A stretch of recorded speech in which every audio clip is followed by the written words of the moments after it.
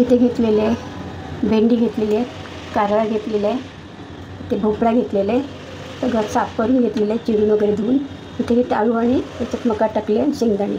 त्याच्यानंतर इथे घेतलेले आहेत कडवे वाल, मोड आलेले, शेंगा आणि बटाटे टाकून भाजी करणार आहेत. तसंच गवारीची भाजी. इथे घेतलेलं आलं, हिरवी मिरची, कढीपत्ता, खोबरं, टोमॅटो. आता आपण खोबरं, आलं आणि हिरवी मिरची हे वाटण करून ठेवणार आहे. आपल्याला वालाच्या भाजीसाठी वाटण जे लागणार आहे त्याच्यासाठी वाल मी घेतलेलं आहे. त्याच्यासाठी मी वाटप तयार करते. इथे खोबरं घेतलं आहे, थोडंसं आलं घेऊया, हिरवी मिरची थोडी. आता हे मी वाटण करून घेते.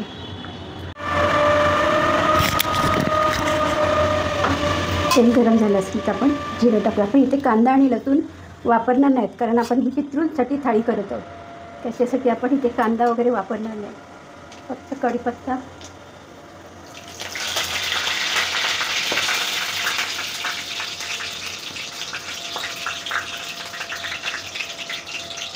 वाटण केलेलं आपण ते खोबरं,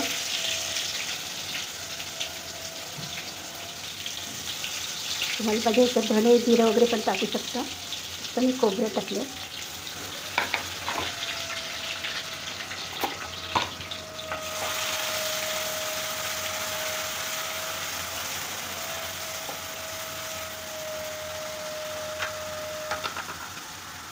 त्यामध्ये टाकूया टोमॅटो,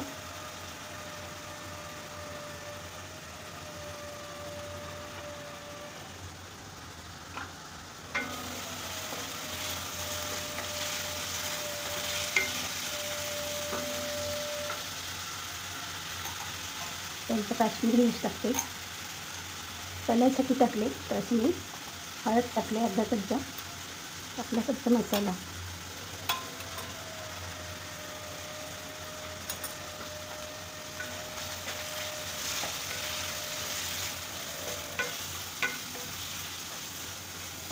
मसाला छान परतून घ्यायचा.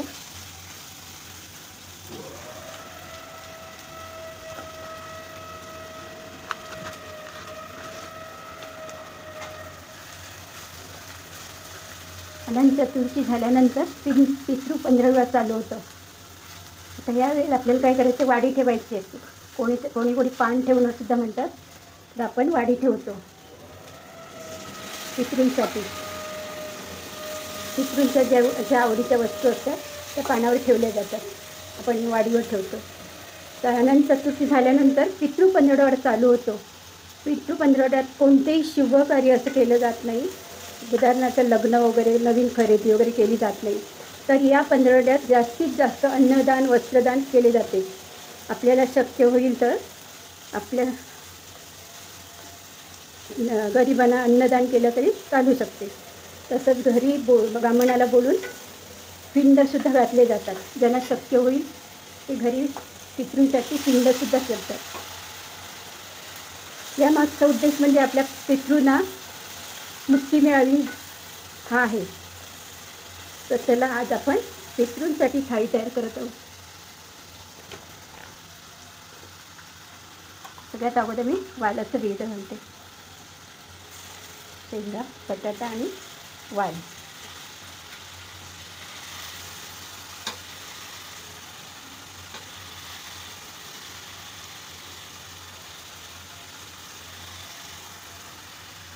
त्याच्यात मीठसुद्धा घाली आपण.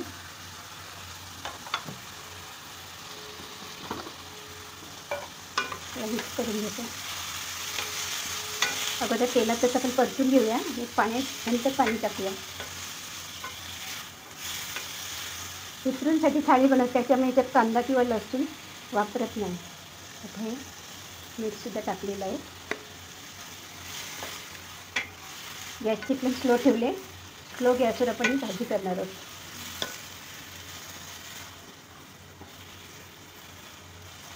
गॅस स्लो ठेवले आणि भाजी आपल्याला शिजून द्यायची. त्याच्यात हिंग थोडं जास्तच टाकायचा, कारण वाले वाटूड असल्यामुळे त्याच्यात हिंग जास्त टाकायचा.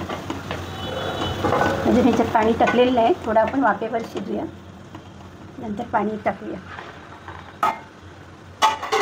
मी थोडं मीठ टाकलं, त्याला चुरून घेऊया आपण.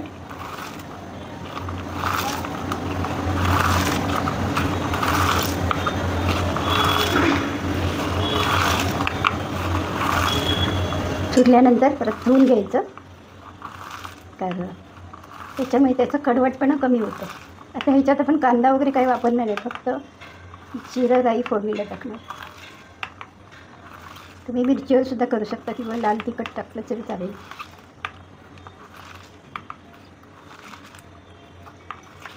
छान चुरून घेतली. आता आपण धुवून घेऊया. तर भाजीसाठी आपण थोडं पाणी टाकणार आहोत. त्याच्यात खोबरं मीठ वगैरे सगळं टाकून झालेलं आहे. फक्त आपल्याला बटाटे आणि शेंगा वगैरे शिजवून घ्यायचे. आता आपण झाकण ठेवूया पटकन. थोडंसं तेल तापलं की राई जिरं फोडणीला टाकते.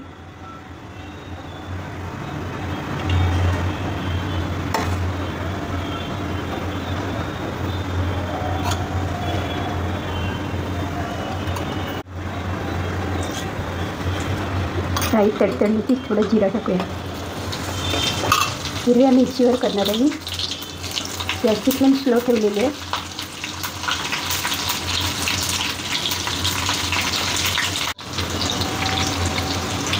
आता कारल्यामधलं पाणी आपण पिळून काढायचं.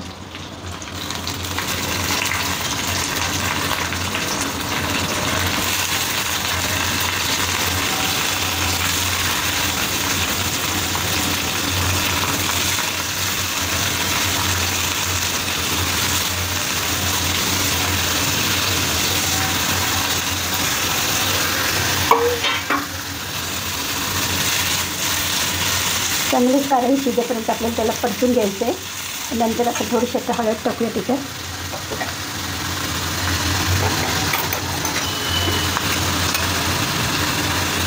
थोडं हिंगसुद्धा टाकूया.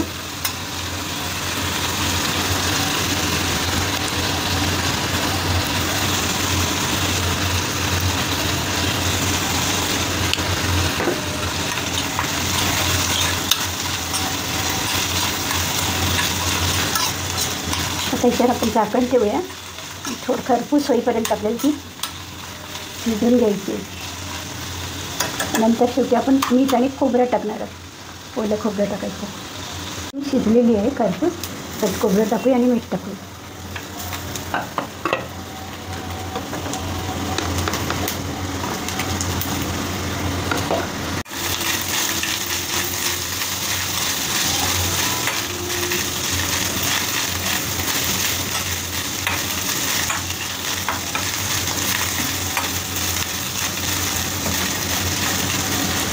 काढून घेऊया. त्याच कढईत आपण भोपळ्याची भाजीसुद्धा करूया.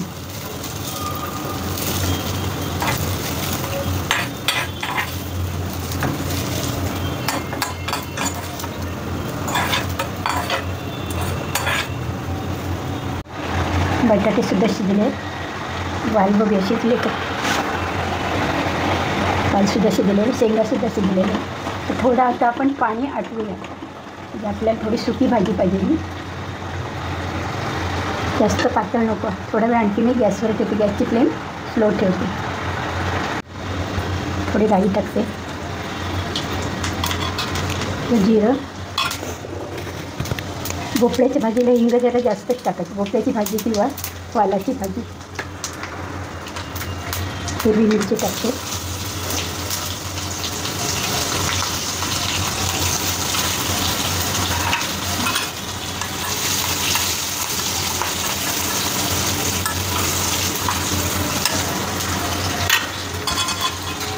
सगळ्या भाज्या धुवून वगैरे कापून घेतलेल्या नंतर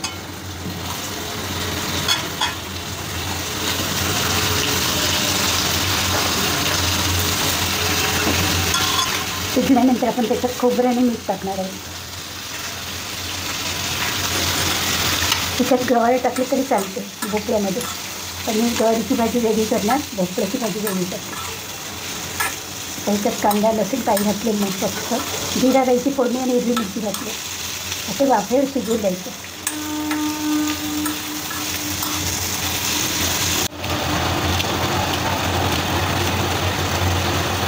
थोडी कोथिंबीर टाकते वरून.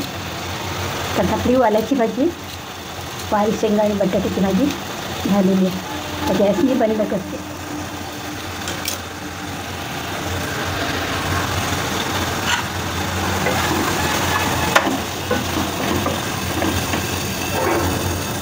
तुम्हाला पाणी त्याच्यावर ॲड करायचं.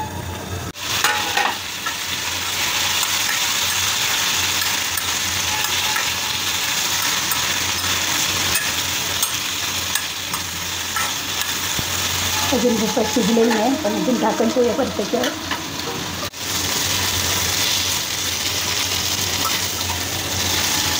आता आपण त्याच्यात मीठ आणि खोबरं टाकूया. ओलं खोबरं टाकायचं, टेस्टप्रमाणे मीठ.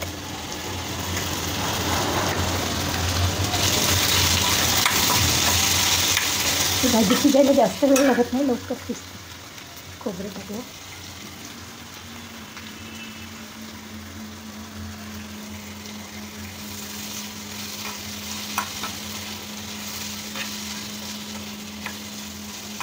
परत आपण झाकण ठेवूया त्याच्यावर.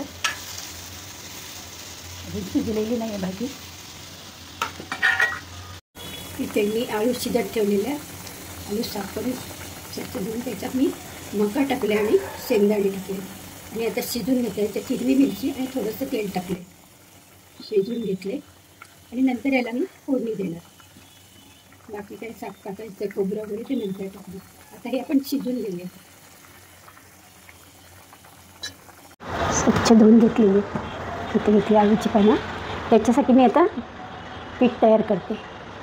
इथे घेतलेले मी बेसन घेतलेलं आहे, चण्याचं पीठ. इथे घेतले चकलीचं भाजणीचं पीठ घेतलेलं आहे. इथे तांदळाचं पीठ घेतलेलं आहे आणि इथे घेतलेले लाल तिखट म्हणजे मसाला, हळद घेतले, हिंग आणि थोडीशी धणा पावडर आणि मीठ वगैरे टाकलेलं आहे त्याच्यात. आता हे सगळं आपण मिक्स करूया. आता कांदा लसूण विरहित ही आलूवडी करणार आहे मी. याच्यात लसूण आलं वगैरे मी काही टाकलेलं नाही, साधीच करणार आहे.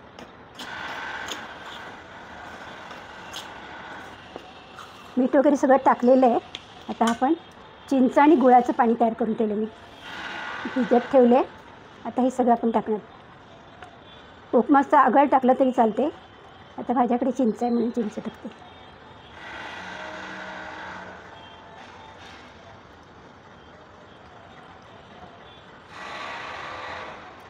गूळ आणि चिंच मी भिजत ठेवलेली एकत्र, त्याच्यामध्ये लवकर मिक्स झाले. थोडं आपण मिक्स करूया.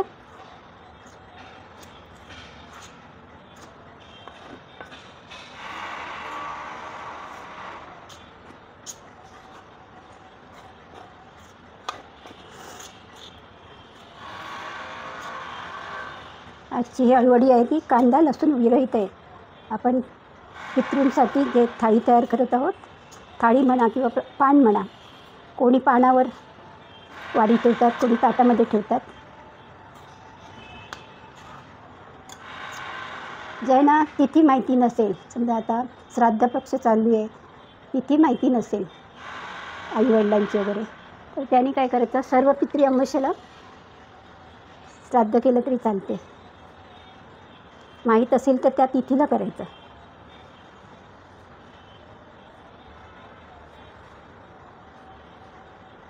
आता हे सगळं मिक्स झालं. मीठ वगैरे बघायचं, मीठ तिखट वगैरे आपल्याला तर हे टेस्ट करायचं नाही, कारण आपण हे पितृंसाठी पान तयार करतो आहे, तर हे टेस्ट करून चालणार नाही. पण अंदाजाने सगळं टाकलेलं आहे.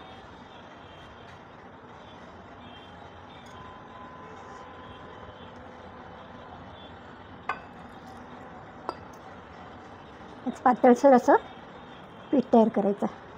अगोदर त्याच्या गुठळ्या वगैरे असतील त्या काढून टाकायच्या.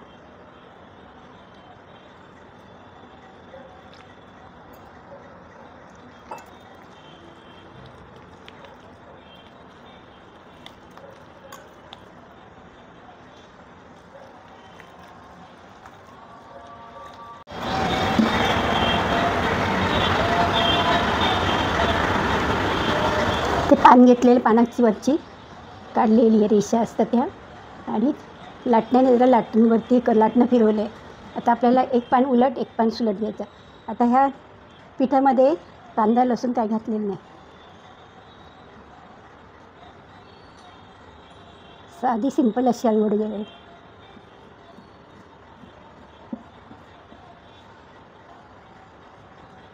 लहान मोठं पानं असतात ती एकावर एक लावून घ्यायची. साईजप्रमाणे. सुरुवातीला मोठं पान घ्यायचं, नंतर त्याच्या खालोखाल.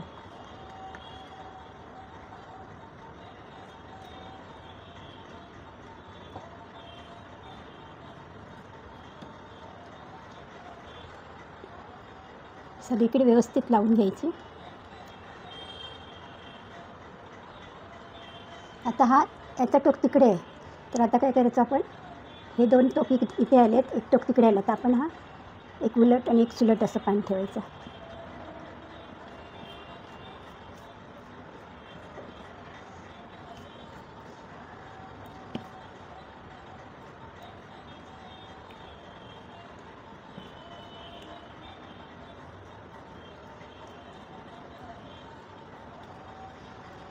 तर आपण पान असे धुंडून घेऊया. पानं आपल्याला जेवढी पानं पाहिजे, म्हणजे मी 4-5 पाण्याचे लावलेले.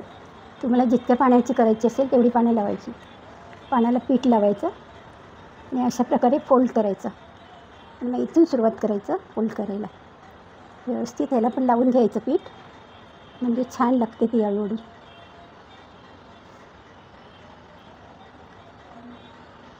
आता हे रोल करत जायचं, एकदम घट्ट रोल करायचा,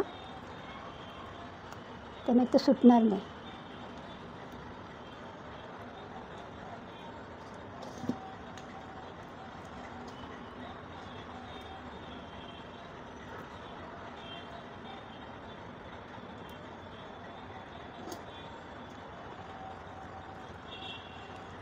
हे सगळं आत टाकायचं. इथे पण पीठ लावलं तरी चालेल, म्हणजे आळूवडी आपली सुटणार नाही.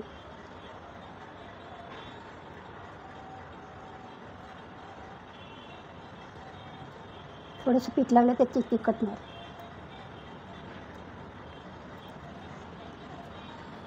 एक रोल तयार झालेला आहे. आपण दुसरा रोल तयार करूया. मी भोपळ्याचे घारगे बनवणार आहे. त्यासाठी मी भोपळा घेतलेला आहे, थोडा गूळ घेतला. गूळ तुम्हाला कमी जास्त कसं गोड पाहिजे त्याप्रमाणे घ्यायचं, कारण आपण इथे आता खीरसुद्धा तांदळाची करणार आहे, त्याच्यामुळे इथे गूळ कमी वापरलं तरी चालेल. इथे घेतलेले वेलची पावडर, चिमूटभर असं मीठ टाकायचं. इथे घेतलेलं आहे गव्हाचं पीठ, तांदळाचं पीठ. हे घारग्यासाठी मी तांदळाचं आणि गव्हाचं पीठ वापरणार आहे. तर आता आपण भोपळा किसून घेऊया सगळ्यात अगोदर.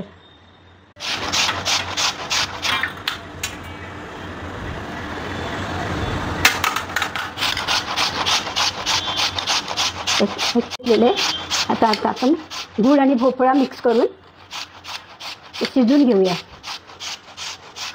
भोपळ्याला पण पाणी सुटतं, त्याच्यामुळे पाणी आपण गरज लागली तर टाकायचं. शिजून घ्यायचं भोपळा अगोदर.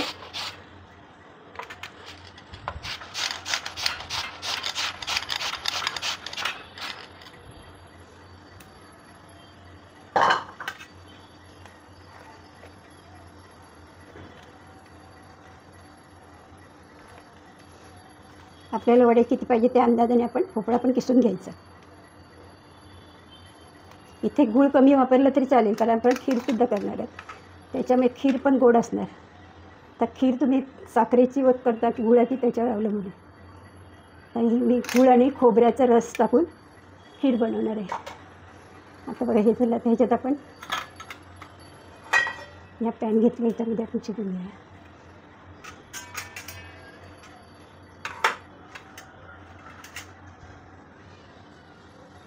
तर गूळ टाकूया.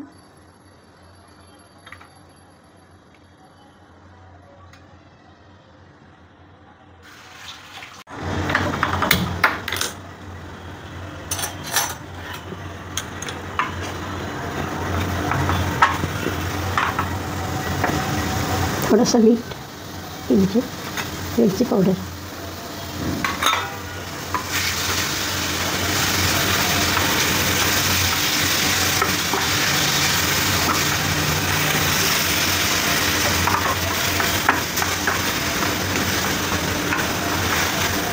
चांगलं शिजून घ्यायचं. थोडं मी पाणी टाकते.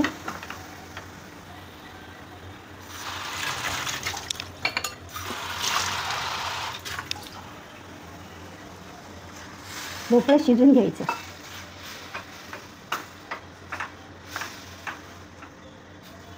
त्याच्यात झाकण ठेवते थोडं. आता भोपळं शिजलेलं आहे. आता आपण त्याच्यात तांदळाचं आणि गव्हाचं पीठ टाकूया. गॅसची फ्लेम स्लो ठेवते.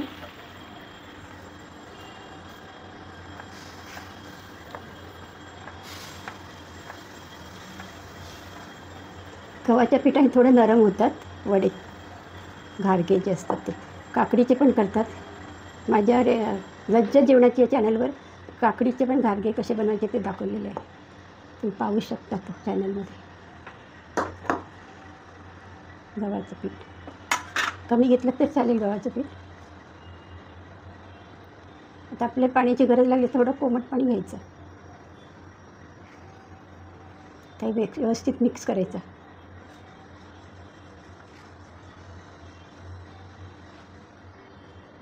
यासाठी तांदळाची खीर करण्यासाठी इथे मी तांदूळ आंबेमोहर तांदूळ घेतलेले. तुम्ही इंद्रायणी तांदूळ किंवा गावठी तांदूळ असले तुमच्याकडे ते घेतले तरी चालेल. आपल्याला जेवढी खीर करायची तेवढे तांदूळ धुवून असेल स्वच्छ एका कपड्यामध्ये थोडा वेळ वाळत घालायचा. ते वाळत घातले मी कपड्यामध्ये, हे धुवून घेतलेले. आता हे आपल्याला तुपात थोडं तूप टाकायचं कढईत किंवा तव्यामध्ये आणि भाजून घ्यायचे. आता आपल्याला जेवढी खीर करायची त्या अंदाजाने आपण थोडेसे जसं माणसं असतील त्याप्रमाणे आपण खीर बनवायची. कारण खूप वाढतं. थोडेसे जरी तांदळाचे पण केले तरी खूप ते आपण जेव्हा दूध वगैरे टाकतो खोबऱ्याचं म्हणा किंवा साधं दूध तर ती खूप वाढते. हे चांगलं कलर चेंज होईपर्यंत आपण करूया. आणि भाजल्यानंतर हे तांदूळ भाजल्यानंतर मिक्सरमध्ये थोडे जाडसर आपण पावडर तयार करणार आहोत आणि नंतर ते शिजत ठेवायचे. त्याच्यात मी गूळ घालणार आहे. त्याच्यामुळे मी ते खोबऱ्याचा रस काढणार आहे, कोकोनट मिल्क काढणार आहे.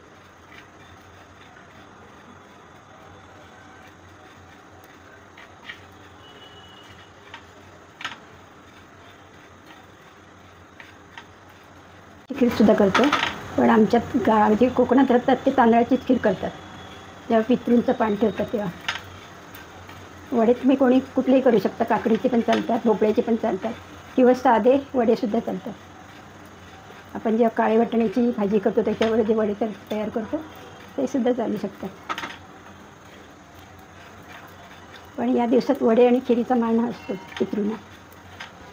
आणि पितृंच्या आवडीच्या ज्या वस्तू असतील म्हणजे गोड पदार्थ असेल, तिखट त्याच्यानं आवडतं त्या वस्तू पदार्थ आपण त्या पाण्यामध्ये ठेवतो. जे नॉनव्हेज खाणारे आहेत नॉनव्हेज ठेवतात. ज्यांना ड्रिंकची सवय आहे ते ड्रिंकसुद्धा ठेवतात. गावच्या ठिकाणी आम्ही पाहिलेलं आहे. एक गेलेला माणूस असतो तो जर पिणारा असला तर त्याला ते सुद्धा त्या पानावर ठेवलं जातं.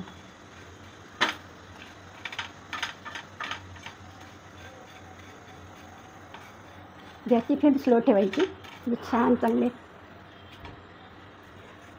भाजले जातील तांदूळ.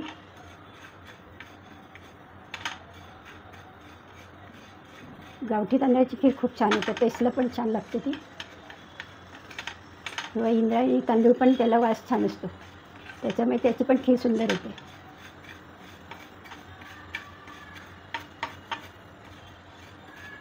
थोडेसे तांदूळ जर घेतले ज्याची खीर खूप नंतर ती आपण दूध वगैरे टाकतो त्यावेळी ती वाढते.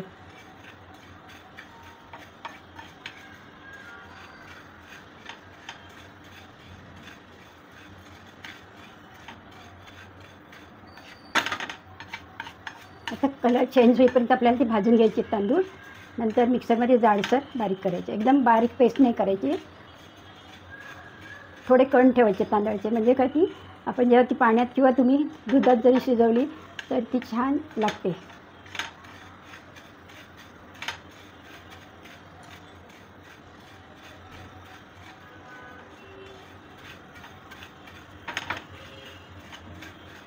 तूप थोडंसंच टाकायचं भाजण्यासाठी. साजूक तूप असलं तर आणखी छान लागतं ती खीर. थोडंसंच टाकायचं. केसर वगैरे असेल तर टाकायचं, नसेल तर नाही टाकायचं. गावच्या ठिकाणी फक्त काय वेलची पावडर टाकतात आणि गूळ टाकतात आणि खोबऱ्याचा रस असेल तर टाकायचं, नसेल तर नाही टाकायचं.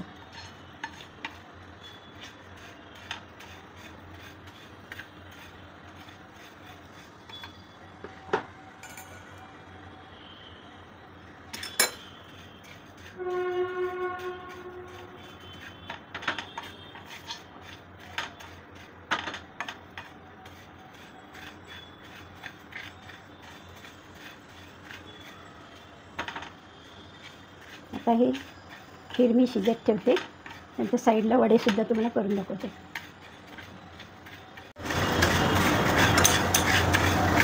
आता गॅस बंद करते. खरपूस अशी भाजून घ्यायचे तांदूळ आणि कलरसुद्धा छान येतो. आता मी काढून मिक्सरमध्ये बारीक करून घेते थंड झाल्यावर. आता इथे मी खोबऱ्याचा रस काढणार आहे, कोकोनट मिल्क तयार करणार आहे. त्याच्यासाठी मी पहिला जो रस आहे तो जाडसर येतो आणि दुसऱ्यांदा जेव्हा आपण मिक्सरला लावते खोबरा तेव्हा तो पातळ रस आपल्याला मिळतो. तर तो अगोदर शिजताना टाकायचा आणि जो सुरुवातीचा जो आपण रस काढलेला घट्ट असतो तो ना शेवटी टाकायची. चांगली शिजली खीर की टाकायची, म्हणजे ती खीर चवीला छान लागतं. आता याच्यात थोडं पाणी टाकून मिक्सरला जरा वाटून घेते. गूळ बारीक केले मिक्सरवर. आता त्याच्यात आपण जो हे बघा दूध आता 3 प्रकारचे काढले मी. खोबऱ्याचं रस हे तिसऱ्या म्हणजे पहिलं काढलेलं हे दूध खोबऱ्याचं हे काढलेलं रस आहे. त्याच्यानंतर दुसऱ्या वेळ काढला मिक्सरमध्ये ते दुसऱ्या वेळचं आहे आणि हे तिसऱ्या वेळचं आहे. हे 3 प्रकारचे खोबऱ्याचे रस मी काढले. हा मी सगळ्यात खीर तयार झाल्यानंतर टाकणार आहे. आता मी हा जास्त पातळ तो टाकते. त्याच्यात आपल्या पाण्याची जर गरज लागली तर आपण टाकू शकतो. आता ह्याच्यात आपल्याला शिजून घ्यायचे तांदूळ. गरज लागली तर पाणी टाकायचं, त्याच्यात नाही पाणी टाक. आता हे शिजून घेऊया आपण छानपैकी.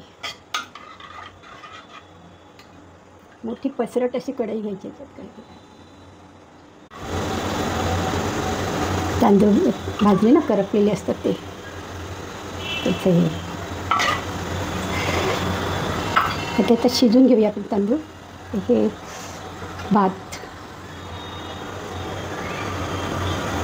तांदूळ थोडे एक होतात ना साईडला तव्यामध्ये करपतात तेव्हा ते थोडं काळसर येतं. थोडं पाणी पण टाकते आणि आता आपल्याला हे तांदूळ शिजून घ्यायचे छान. गॅस मोठं करते मी, शिजल्यानंतर तुम्हाला दाखवते. एका बाजूला वडेसुद्धा करून दाखवते.